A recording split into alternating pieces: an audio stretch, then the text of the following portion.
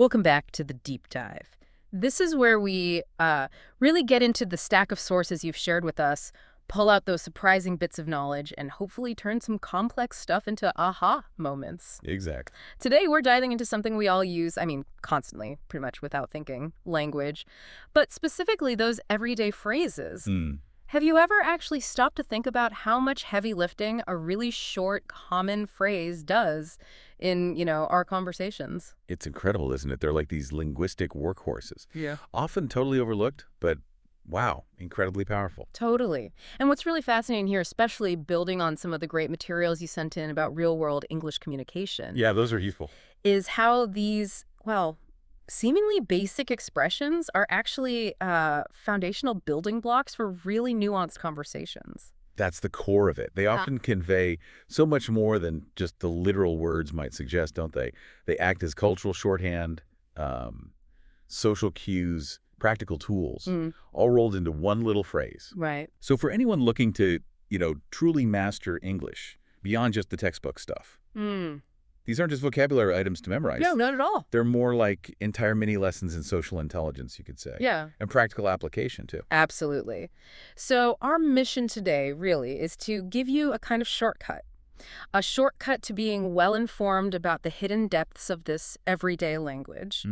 We want to turn these common phrases into genuinely insightful aha moments for you.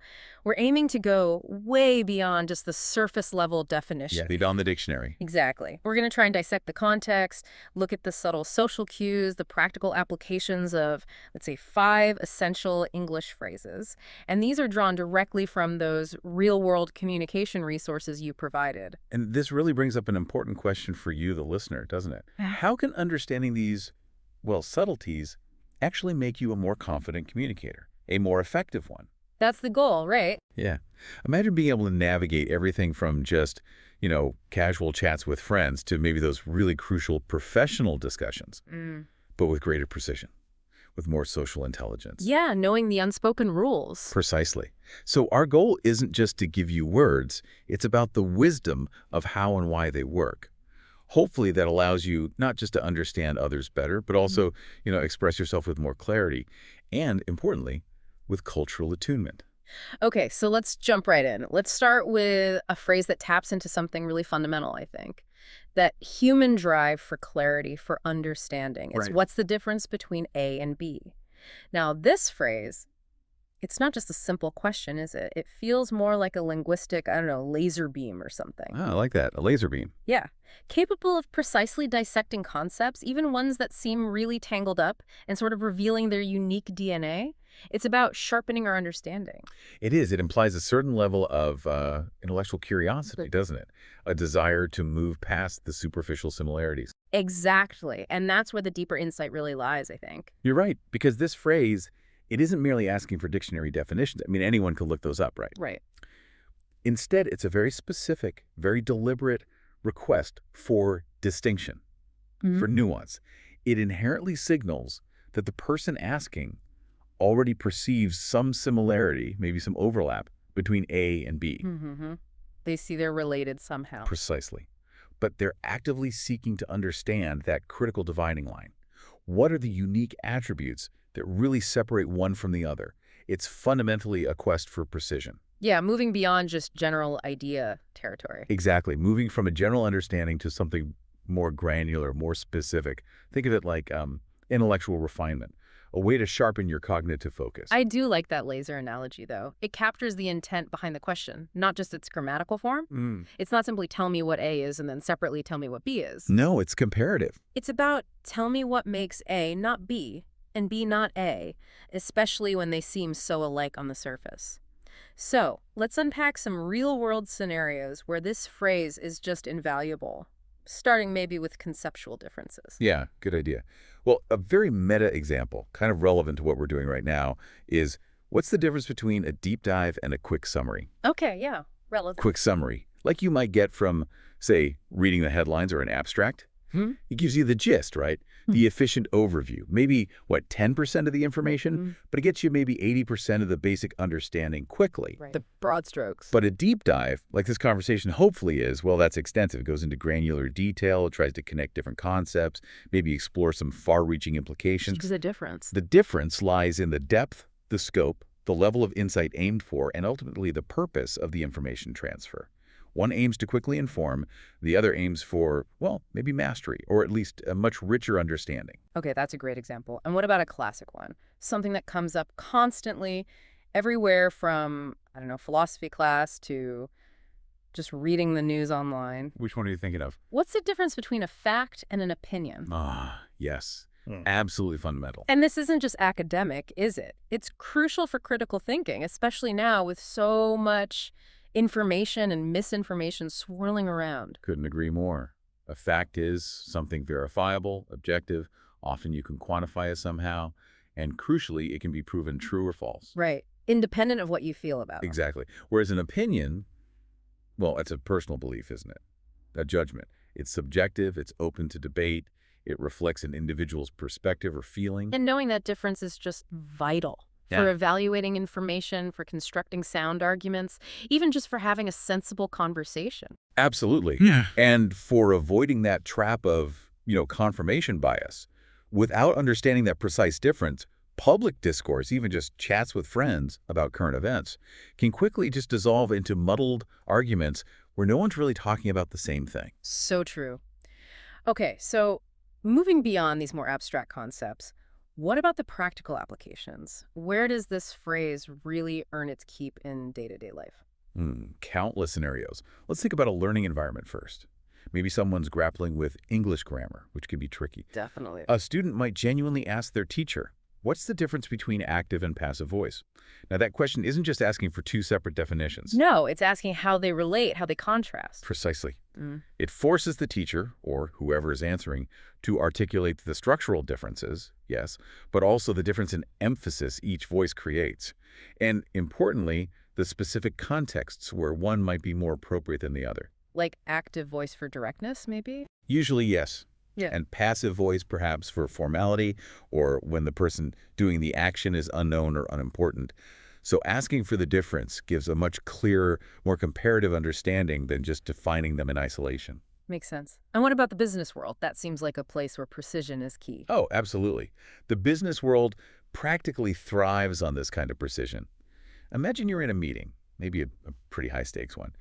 You're evaluating two different project proposals. Okay. And on the surface, maybe their overall goals seem quite similar. Someone really sharp, someone thinking critically might cut in and ask. What's the difference? Exactly. Something like, okay, wait, what's the difference between these two proposals when we think about their long-term impact on our market share? Or what's the difference in terms of their ethical implications or resource requirements? Okay. That immediately shifts the conversation. Completely. It moves the focus away from just the superficial features and demands a much deeper analysis of the strategic outcomes, the potential risks, maybe how they align with the company's core values. It forces a more rigorous comparative analysis, which is often where the best decision lies. That's a powerful use case. And I can think of another area. Medicine, maybe? Definitely. Think about symptoms. You might have, say, a skin irritation. You've maybe done a quick search online, right? We all do. Exactly. So you go to the doctor and you might ask, okay, I've read a bit. What's the actual difference between just a rash and a full-blown allergic reaction? Right, because the treatment could be very different. Precisely. Yeah. The answer isn't just academic curiosity. It directly informs the diagnosis and what needs to be done next. A rash might be something localized, maybe treated with a cream. An allergic reaction could be systemic, potentially serious, maybe needing immediate intervention. So asking for the difference there is about getting to the critical variable. Yes. Identifying the critical variable that actually changes the recommended course of action. It's about actionable distinction. Which really leads us nicely into the implications of this phrase for, well, understanding and critical thinking more broadly. Just posing the question, what's the difference? It actively drives a deeper understanding, doesn't it? Because it forces both the person asking and the person answering to articulate precise knowledge. That's key. It's not enough just to know about A and B separately. You have to be able to clearly articulate what truly separates them, what defines their unique identities in contrast to each other. Yeah, drawing the line. Exactly. And that process, it fosters analytical thinking. It pushes us to define clear boundaries between concepts. It helps us move beyond that vague, sort of fuzzy, surface-level comprehension. You're essentially training your brain to think more analytically, to spot nuances that others might just gloss over. So the impulse itself, the urge to ask, what's the difference, that's actually pretty significant. Oh, I think it's fundamental. It's a cornerstone of curiosity and intellectual growth, especially perhaps for you, the learner, engaging with new information. How so? Well, it promotes a mindset where you're actively seeking clarity. You're refusing to just superficially accept information. In a world that's just awash with data, half-truths, opinions presented as facts. Yeah, it's overwhelming. It is. And the ability to discern subtle but really significant distinctions becomes paramount. Asking what's the difference underscores the immense value we place on exact language for navigating complex ideas. It helps ensure we're truly understanding and critically processing information, not just passively receiving it. It's really a hallmark of intellectual rigor, I'd say. Okay, so while what's the difference is all about that dissection, that definition. Life often has a way of defying neat definitions, doesn't it? Does it all the time. It throws us curveballs, takes us on these unexpected detours, and that actually brings us perfectly to our next phrase. Okay, I'm ready. This one embraces that delightful, sometimes frustrating unpredictability of our daily journeys. It's end up doing something. Yes, a great one. And here's where it gets really captivating, I think, because this phrase, it tells a story. It tells a compelling story of a process, a journey, and an outcome, often with a twist or an unplanned destination. That's beautifully put. And what's truly compelling here is exactly that, how it captures the organic, sometimes slightly chaotic way events actually unfold in real life. Yeah, not always linear. Not at all. It highlights that fascinating gap that often exists between our initial intention and the ultimate result. It feels like a profoundly human phrase reflecting our often quite roundabout paths. It emphasizes that sense of an unfolding process, a progression of events, maybe a series of small decisions that, whether they were entirely intentional or not, lead to a specific endpoint. Right, it contrasts with just deciding to do something directly. Exactly. It contrasts sharply with direct, planned, intentional action. You might decide to go to the grocery store for milk, but you might end up buying 3 bags of snacks, a magazine, and forgetting the milk entirely. Sounds familiar. Right. The phrase often conveys that sense of unpredictability or maybe consequence, where the final state wasn't necessarily the initial plan, or maybe not even the desired outcome. It paints such a vivid picture, doesn't it? It just resonates with all those unplanned outcomes, those moments of serendipity, or sometimes just mild exasperation. We've all been there. Absolutely. I mean, think about something simple. I only meant to browse the bookstore for like 5 minutes. But I ended up buying 3 new novels and spending the entire afternoon there. That wasn't the plan, but it was the maybe delightful reality of how things unfolded. That's a perfect example of the serendipitous side. But it's not just about complete accidents or these happy coincidences, is it? No, that's true. As some of the materials you shared highlighted, sometimes we make a series of small, individual, maybe even intentional choices. Okay. Each one seeming pretty minor or harmless on its own. But collectively, they lead to an unintended ending up. Can you give an example of that? Sure. Like maybe you decide to skip just one workout because you're tired. Seems reasonable. Then the next day, you decide to have pizza instead of the salad you planned because, well, pizza sounds good. Okay. Still seems minor. Right. But maybe that pattern continues. A few weeks or a month later, you end up feeling less energetic, maybe a bit disappointed in your fitness progress. Even though each individual decision felt small and justifiable at the time, the cumulative effect led to an outcome you didn't necessarily intend at the start. Ah, I see. That's a powerful distinction. It shows how it's not always external forces. Sometimes it's the sum of our own small choices. Exactly. And that also perfectly highlights the consequence aspect, both positive and negative, right? Like the classic DIY disaster story. Oh, yes. He tried to fix his own leaky faucet to save a bit of money. But he ended up flooding his entire bathroom and needing to call a professional, which cost way more in the end. Definitely not the desired outcome, but a direct, though unintended, consequence of the initial action. Precisely. Or think about it more academically, maybe related to studying habits. Okay.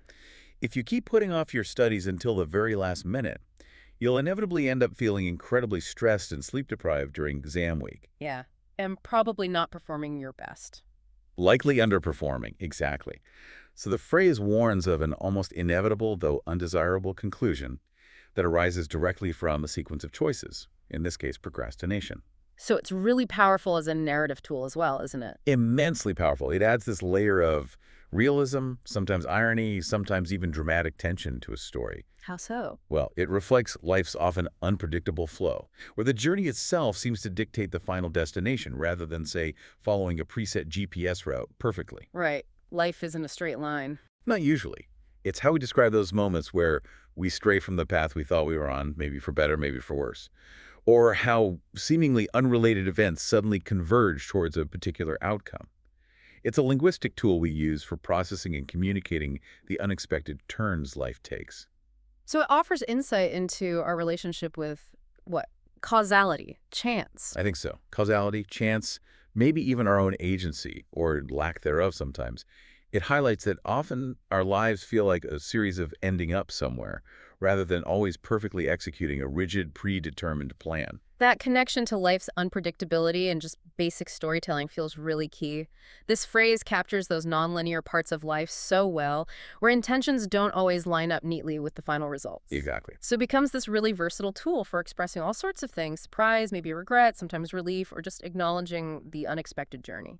It allows us to narrate those experiences where maybe we weren't fully in control of the outcome, or where a chain of small, seemingly insignificant steps led to a really significant, unforeseen conclusion. It's like a linguistic mechanism for processing and talking about life's detours. And it gives us insight into how we view and narrate our own relationship with, I don't know, destiny versus chance. That's a deep way to put it, but yes, I think it touches on that. And what's particularly useful maybe for you, the learner listening, Yes. is recognizing that end up doing something often carries a subtle emotional flavor, or maybe even a judgmental undertone, depending entirely on the context. Okay. Give me an example. Well, saying, after years of searching, I ended up marrying my best friend. That clearly conveys joy, maybe serendipity, right? Right. A happy ending. But contrast that with, I took the internship hoping for a creative role, but I ended up just making coffee and photocopies for 6 months. Okay. Definitely different feeling. Regret, disappointment. Exactly. The phrase itself, end up, is neutral. Yeah. But the context, the surrounding words, the intonation when spoken, they imbue it with significant meaning.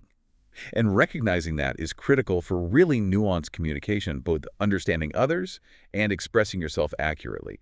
It shows how one simple structure can encapsulate a whole emotional story arc. That's really insightful. Okay, moving from the, let's say, unpredictable paths of life to the delicate, almost theatrical dance of social grace. Let's unpack our next phrase, you shouldn't have. Ah, the classic politeness formula. Right. And this one is fascinating because it's almost never a literal command, is it? It's not someone genuinely telling you to stop or protesting against a kindness. No, right. It's more like a sophisticated social dance move, a polite kind of protest that actually expresses deep gratitude. That's a great way to describe it, a social dance move. It's one of those phrases that perfectly illustrates how much of language isn't about the literal dictionary meaning of the words at all. Absolutely. It's all about the unspoken social contract. Yeah.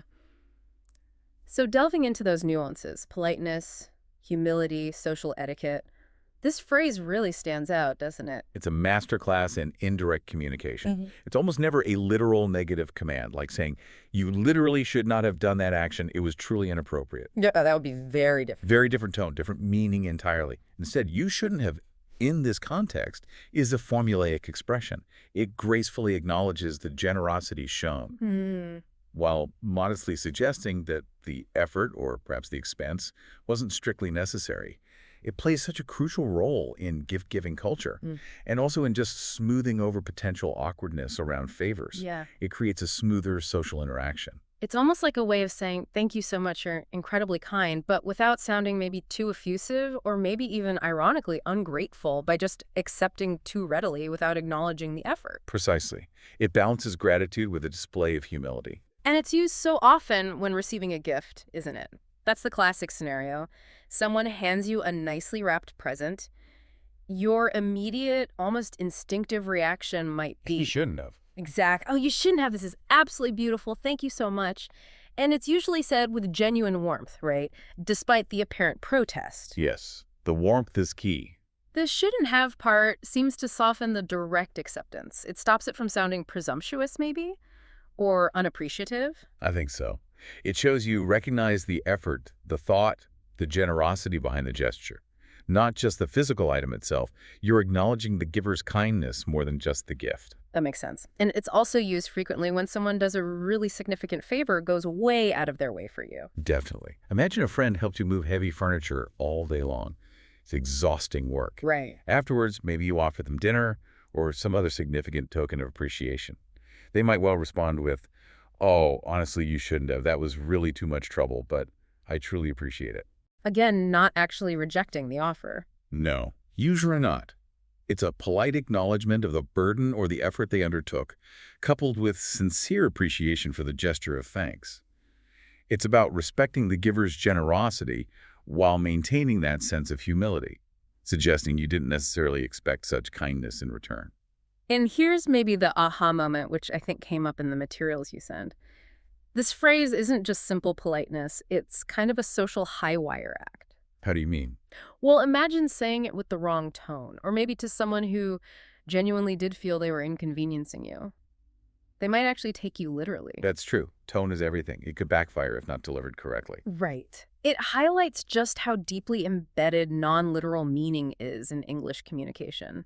It's almost like a cultural litmus test. You're performing this really delicate dance of humility and gratitude at the same time. Navigating the fine line of social reciprocity, yes. Yes. And if we connect this to the broader picture, this phrase just beautifully highlights the intricate social rules embedded within language, particularly around expressing gratitude, showing humility, and managing that delicate balance of social give and take. It really is a masterclass in indirect communication. Linguists sometimes talk about concepts like managing face in politeness theory. This phrase helps both the giver and the receiver maintain their social standing, their face, and avoid potential awkwardness. It's like a verbal safeguard for social harmony. Yeah, ensuring the whole exchange feels positive. Exactly. Making sure the act of giving and receiving is a pleasant experience for everyone involved, reinforcing that mutual respect and appreciation. And it really makes you ponder that fascinating gap between literal meaning and implied meaning in language, doesn't it? It really does. How do phrases like this contribute to all those unspoken rules of polite conversation and interaction? It feels like a key to understanding the deeper layers of communication, the stuff that often isn't said out loud. Right, the nonverbal, or in this case, the non-literal layer. Yeah. It gives insight into cultural values, maybe specifically around generosity and modesty in this case. It just demonstrates that sometimes saying one thing actually means something quite different. And crucially, that difference is perfectly understood within the shared cultural context. And for English learners, mastering this isn't just about knowing the words you shouldn't have. It's about understanding the entire social and cultural script that gets activated when those words are used in that specific way. Definitely requires more than just vocabulary knowledge. Indeed. And think about the contrast with other cultures. In some, maybe more direct acceptance of a gift is considered perfectly polite, even expected. True. Refusing might even be insulting sometimes. Exactly. So you shouldn't have serves as this unique, maybe Anglo-centric cultural bridge. It's a gentle protest that actually works to reinforce the social bond rather than weaken it. It's just a prime example of how language isn't solely about conveying factual information. It's also critically about managing relationships and emotions, ensuring that social interactions flow smoothly and respectfully. Okay. Wow. From those complexities of social etiquette and all that veiled meaning, let's shift gears completely. Let's move to something wonderfully precise and unambiguous. Change of pace. Okay. Our next phrase, the day after tomorrow. Simple. Direct. Wonderfully precise, isn't it? There's really no room for misunderstanding when someone uses the day after tomorrow. No ambiguity there. It's just a straightforward phrase that means exactly what it says. 2 days from the present day. Crystal clear. And what's fascinating here, especially thinking about your notes on clarity and scheduling, is how it creates such an unambiguous marker in time. That's absolutely essential for coordinating things, for planning, and crucially, for avoiding costly misunderstandings. Yeah, misunderstandings about time can be disastrous. They really can. This phrase acts like a clear, universally understood signpost on a timeline. It just removes any ambiguity that might creep in with other ways of expressing that time frame. Like what other ways? Well, think about saying in 2 days, or 2 days from now. Okay, yeah, those seem similar. They seem similar, but they can be slightly ambiguous. Does in 2 days mean exactly 48 hours from this very moment, which could land you at any time on the second day? Possibly. Or does it mean 2 full 24-hour periods after today ends? See? A little fuzzy. Okay, I see the potential issue. And what about just saying the day of the week? Well, just stating the day, say Wednesday, requires external context, doesn't it? You need to know what day today is, or at least what day tomorrow is, to be absolutely certain which Wednesday is meant. Right. If today's Monday, Wednesday is clear. If today's Saturday, less so without more context. Exactly. But the day after tomorrow completely bypasses all that potential ambiguity. How does it do that? It's like a linguistic shortcut. It inherently projects you forward in time, mentally bypassing the calculation of today plus 2 days, and it lands you directly on that specific future day. There's zero mental calculation needed, and really no room for misinterpretation. It's self-contained. Perfectly put. Self-contained and immediately understood by pretty much any fluent speaker. You don't need to glance at a calendar or even consciously think about what day tomorrow is first. So thinking about its utility, planning and scheduling seem like obvious big ones, especially in, say, professional context, where that precision is non-negotiable. Absolutely critical there.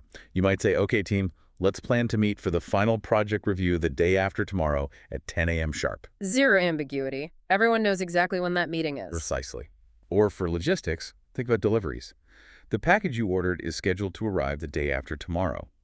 That sets a very clear, undeniable expectation for when it should turn up. The specificity is its superpower. It dramatically reduces the need for follow-up questions, clarifications, and helps prevent errors. And it must be incredibly useful for setting deadlines, too. Oh, absolutely. Right, people, the final report for the client is due the day after tomorrow. No extensions, so we need to get it finalized. Leaves no wiggle room. None at all. It's an immediate, universally understood call to action regarding the timeline. Think about industries like logistics, healthcare scheduling, event planning, anything requiring precise temporal coordination. Phrases like this are invaluable for efficiency and sometimes even safety. Which really just emphasizes the critical role of clarity in communication, doesn't it? Especially when we're talking about temporal awareness, about time. Such a specific phrase ensures there's absolutely no misunderstanding about timing. And that is just crucial for effective coordination, for planning, for avoiding those logistical errors that can happen in both our personal lives and perhaps more consequentially in professional settings. Because miscommunication about time, it can lead to missed appointments, missed opportunities, wasted effort, significant frustration. Definitely. It's about creating a shared mental timeline that everyone agrees on. Exactly. And it's quite interesting, actually, to reflect briefly on how language structures are very perception and articulation of time. Yeah. Well, you wonder, are there other cultures, other languages that express this concept 2 days from now in similarly fixed idiomatic ways? Or do they rely more on calculation? That's a good question. It kind of underscores that universal human need for clear, shared temporal markers so we can organize our collective activities, whether it's a meeting or building a bridge. It shows how language can evolve to efficiently encode these specific temporal relationships, making complex scheduling much simpler and more precise for everyone involved. This phrase, though it seems incredibly simple, is actually a testament to the efficiency of language when it gives us such unambiguous tools for navigating our shared future. Okay, brilliant. Now, for our final phrase, let's turn our attention to one that really embodies the spirit of cooperation, of shared effort, and, crucially, of fairness. Cooperation and fairness, okay. The phrase is take turns. A fundamental one. Absolutely. And here's where it gets really interesting, I think, because this phrase is fundamentally about equity, isn't it? It's about cooperation, making sure everyone gets a fair shot. Yes, establishing order and ensuring inclusivity. Exactly. Within almost any group dynamic. And if we try to connect this to the bigger picture, the simple phrase, take turns, it really underpins so many collaborative human activities. Everything from, kids playing games in the playground. Right, basic sharing. All the way up to complex democratic discourse, political debates, and even just having a polite, functional conversation like this one. It's fundamentally about respecting boundaries and ensuring everyone is included. So it focuses on those core concepts, fairness, equal opportunity. And structured participation. Yeah. It clearly implies a process of rotation or sharing.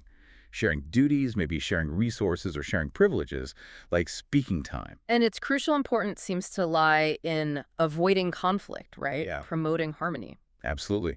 Within group settings, it fosters a sense of shared responsibility. Think about it. Without some concept of turn-taking, what do you get? Chaos. Or maybe one person just dominates everything. Exactly. Chaos often ensues, or one individual dominates, which inevitably leads to resentment, frustration, and often inefficiency in whatever the group is trying to achieve. So it's fundamental to just shared activities and responsibilities in general. Totally fundamental. Yeah. Think about a group project, maybe back in school or even at work now. Someone might say, okay, let's take turns reading aloud from the script so everyone gets practice presenting. Right. Ensures everyone participates. Ensures equitable participation, yes. Shared learning, a sense of collective ownership over the task. Or think about something really practical and relatable, a long road trip. Okay. During the long drive, we decided to take turns driving every 2 hours. That's a very practical application of fairness in sharing the burden, isn't it? Yeah. Makes the trip manageable and safer, too. Exactly. Prevents driver fatigue, ensures everyone contributes to the effort. It's fair. And what about in situations with limited resources or games? Oh, it's practically a universal rule there, as your source materials pointed out. Think about kids at a playground. The children had to take turns on the swing set to make sure everyone got a chance without, squabbling. Huh. Without that rule, definitely squabbling, constant arguments, and maybe tears. For sure. Wow. Or think about almost any board game. In this board game, players take turns rolling the dice and moving their pieces. The entire structure, the very playability of most games, relies completely on this principle of turn-taking. Right. It ensures things proceed in an orderly way. Orderly progression prevents one player from just dominating the action unfairly and ultimately creates an enjoyable, structured experience for everyone playing. You mentioned conversation earlier. It feels like this applies even to the invisible rules of just talking to each other. Oh, absolutely. We implicitly take turns speaking and listening, don't we? To maintain the flow of conversation, to avoid constant interruption. It's like an unspoken agreement. It really is. An unspoken social agreement that allows for meaningful dialogue, rather than just a cacophony of everyone talking at once, or one person delivering a monologue while everyone else just sits there. Yeah, you listen while I speak, then I listen while you speak. It seems so basic, but it's foundational. Foundational to respectful, effective communication. It forms the very rhythm of successful human interaction. So the implications for group dynamics, for social harmony, are just huge then. Immense. This simple phrase, or the concept behind it, facilitates cooperative effort. It aids in group problem solving. It helps manage resources or activities fairly within any group. It's more than just a suggestion. It often functions like a verbal contract for equitable interaction. A mini democracy, you said earlier. Yeah, a way of establishing a sort of mini democracy in almost any given situation. It's about acknowledging the equal value, potentially, of each participant's contribution and ensuring everyone has a voice and opportunity to participate. And it makes you consider just how deeply ingrained this whole concept of turn-taking is in our social structures. Right from childhood play all the way up to complex international negotiations. It's everywhere once you start looking. So does the language, the phrase take turns, merely mirror this social reality, or does it actively help shape our understanding and our expectation of fairness and equity in how we interact? That's a fascinating question. The classic language and thought debate. Does language reflect reality or create it? Right. I tend to think it's a bit of both. The phrase certainly reflects a deep-seated human value for order and fairness. Yeah. But by having the explicit phrase, by teaching it to children, by using it constantly, we also reinforce and perpetuate that value. It becomes a fundamental linguistic expression of shared responsibility, mutual respect, and orderly participation. It definitely helps us navigate group settings with more grace and efficiency. It's one of those subtle phrases that really does underpin successful collaboration and maybe even peaceful coexistence on a larger scale. You could argue that. Yeah. It's certainly a testament to how language encodes these really fundamental human values. When you say, okay, let's take turns, you're not just organizing an activity like who goes next on the slide. You're actively promoting values like equality, patience, mutual respect within that group, however small. It's actually a surprisingly powerful tool for social cohesion. Wow. Okay. So what does this all mean? We've journeyed through just 5 common phrases today. Let's recap them. What's the difference between A and B? Yep, the laser beam of clarity. End up doing something. Phrase for life's unpredictable journeys. You shouldn't have. The dance of social grace and gratitude. The day after tomorrow. Unambiguous timekeeping. And finally, take terms. The foundation of fairness and cooperation. And just look at the layers of meaning, the social cues, the practical applications we've managed to unpack from these seemingly simple expressions. Quite something, isn't it? From analytical precision all the way to the unpredictability of life.